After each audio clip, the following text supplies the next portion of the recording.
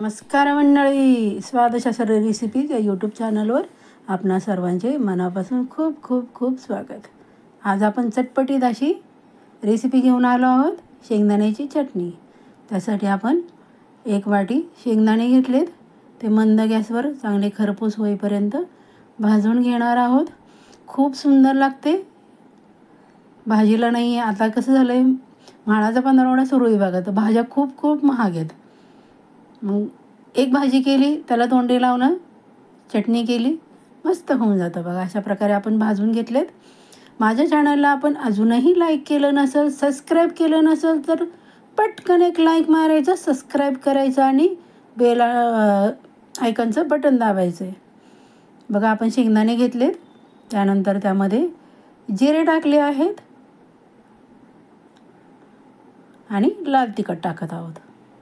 एवढी सुंदर लागते ही शेंगदाण्याची चटणी की तुम्ही महिनाभर त्याचा वापर करू शकता. त्यानंतर आपण मीठ टाकलं आहे चवीनुसार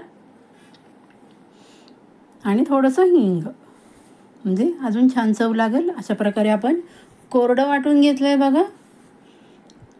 त्यानंतर त्यामध्ये आपण लसूण टाकणार आहोत. माझ्याकडं सोललेला लसूण होता, तुम्ही जरी बिनसोलता टाकला तरी पण चालेल. अशा प्रकारे बघा फिरवून घ्यायचं आहे आणि ते फिरवल्यानंतर थोडंसं तेल टाकायचं आहे, म्हणजे अजून जरा ओलसरपणा येईल चटणीला. बघा किती सुंदर झाली आहे. अशीच खाऊशी वाटते की नाही? मला तर खूप आवडते बघा. अगदी तोंडाला पाणी सुटलं चटणी बघून. चटणी मस्त गरम गरम बाजरीची भाकरी किंवा ज्वारीची भाकरी आणि चटणी, बस. बाकी त्याला काय नसलं तरी चालेल. तोंडी लावून एक कांदा घेतला ना की मस्तच जेवण बघा. त्यामुळे पटकन रेसिपी बनवा. कशी झाली ते मला रिप्लाय द्या आणि एक लाईक करत जावा. तेवढं खरंच. ही बघा शेंगदाण्याची चटणी आपण भाकरीबरोबर खातोय बघा. या शेंगदाण्याची चटणी खायला सुंदरच, अप्रतिम, भन्नाट चव.